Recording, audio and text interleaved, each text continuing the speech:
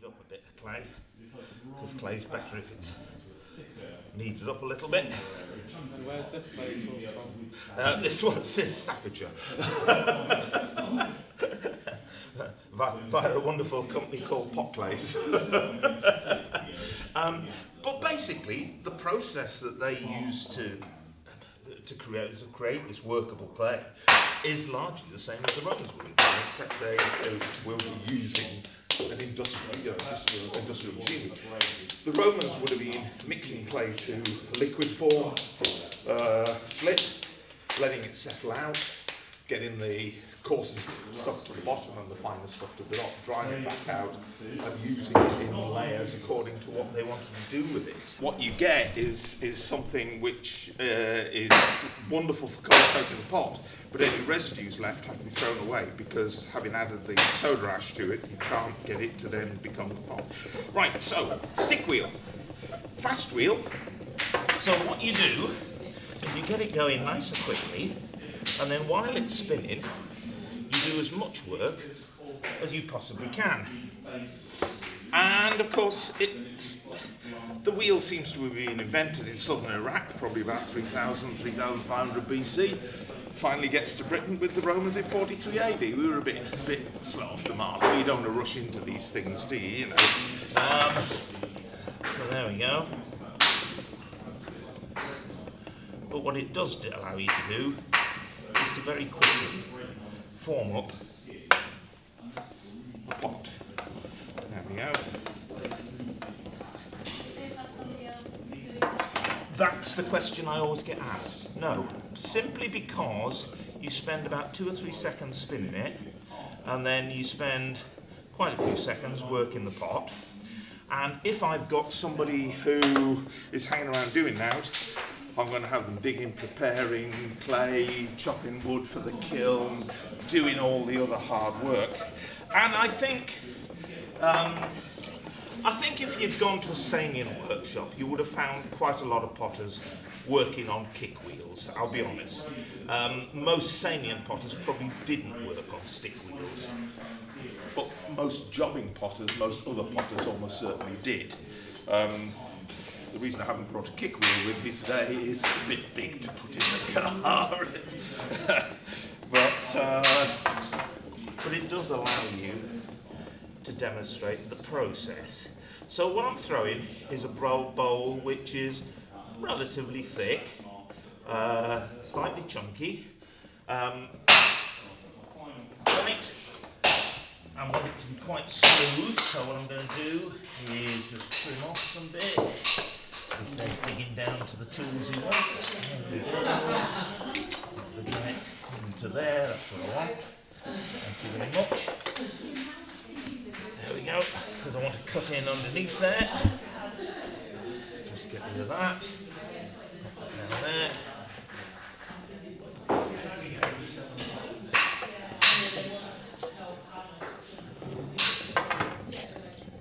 So I'm trying to bring as much clay from the bottom there as I possibly can, because I want the thickness of the bowl to be relatively even all over. You're not going to have to do this, you'll be pleased to know.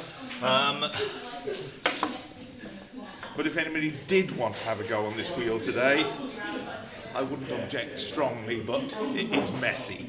So, and what I want on the outside of this pot is a nice smooth surface. So I'm just going to smooth that out. And you'll notice I've put at the top this little sort of gallery, like I'm going to put a lid on there. Well, I sort of am. I'm going to put that on there, and I'll show you why in a minute.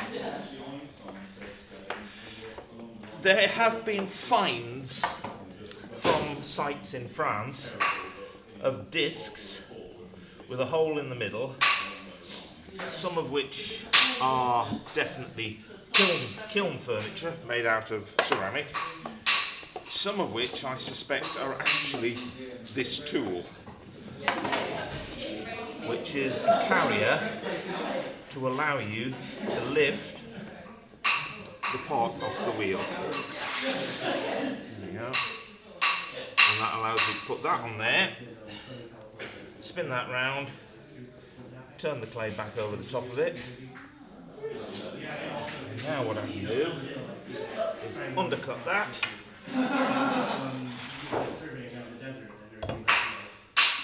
that and drop it nicely into the middle of there, because it needs to go in there nice and centrally. Now the reason I can't throw the pot inside the mould is because the mould is porous.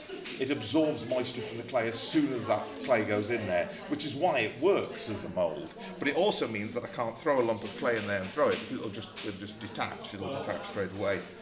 Now what I need is something else on the wheel. I'm just going to put that on there for a second. Put that over there. Okay. So, I was there the first potter in the chain, the potter who puts the blank bowls into the mould. And I suspect that in a Samian Ware workshop, you would have had a couple of potters working next to one another. One of them would have been making the blank bowls and putting them into the moulds, and the next guy, or woman in the chain, would be pushing the clay out into the moulds and finishing the interior of the pots. How many times do you use the moulds? Sorry? How many times do the moulds go? Well, that's a really good question. Geoffrey Dannell, who sadly died a couple of years ago,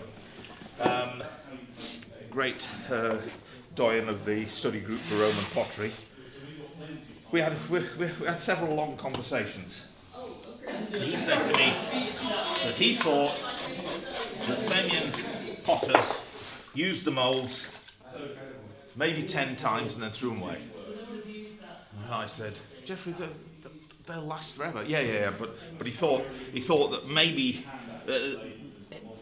working out, he reckoned, from what had been found, the number of pots of a single decoration that had ever been found, and sort of distribution networks, etc., they'd come to the conclusion that the moulds were only used about 10 times and then thrown away.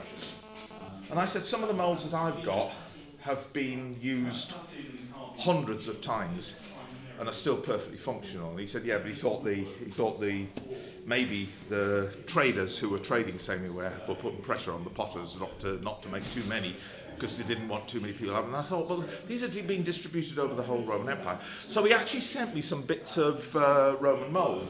That bit of mould over there, which you can handle, is the piece he sent me. And he said to me, here, tell me what you think of this. And I looked at it, and the wear patterns on it are much greater than on any of my moulds. And it's fired to about the same sort of temperature. So I think hundreds of times is the answer to that question. But that's not the received wisdom. It is that they were used not a lot of times. Okay, so that now sits into there very nicely. So that is what is going to allow me to push the clay out into the mould. I'm just going to take off, if I can, what about there, that will do me.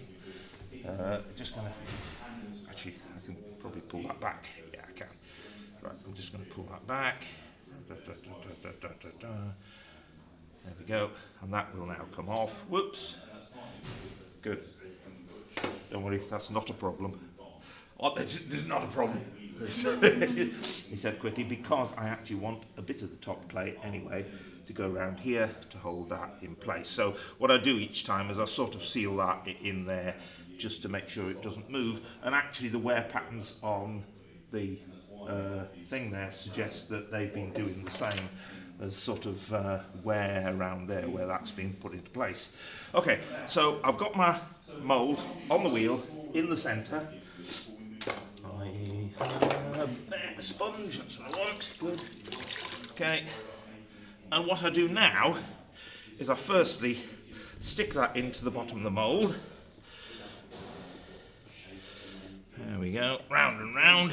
It would have helped if I centred that mould a little bit instead of talking. There we go. That's better. That'll do, lovely. And then, in one motion, if I can possibly manage it, I will push the clay out into the decoration. Hello, Em. Nice to see you.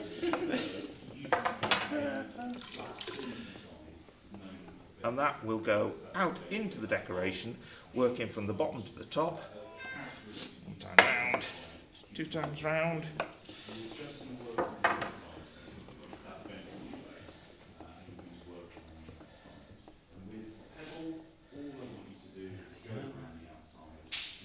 Then I want, that'll do.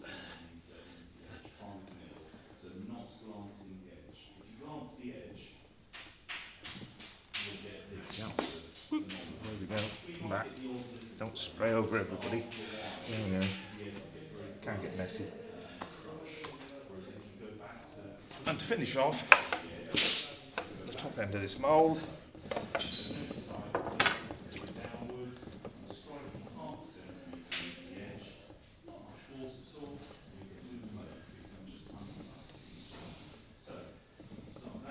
Finish the rim. This will not be the finest finished Samian Ware bowl ever, but it will give you the idea of the process.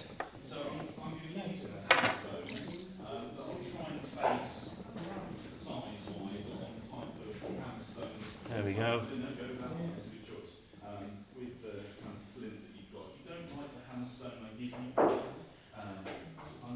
So, that now, as I say, not particularly well finished at the top there, but that will do for the purpose of explanation. That now sits for several hours. I will, in a little while, I have a hot air gun with me. I'll give it a blast. I'll see if I can get it out before we're done at the end of the day. Out of the mould, onto the tree on another wheel, the base finished off, and finally dipped in the slip. But it is, I would say, an industrial process that would have been relatively quick. And you're producing ware which is so heavily decorated that were you to try and do that entirely by hand, you'd be talking about hours and hours to make each vessel. Whereas this is bashing them out at breakneck speed.